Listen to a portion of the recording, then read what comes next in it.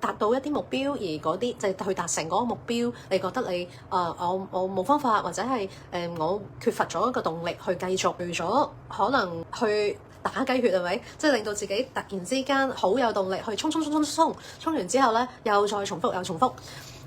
除咗咁樣之外咧，其實真係可以去更加睇到自己其實嗰個我冇咗個動力去衝。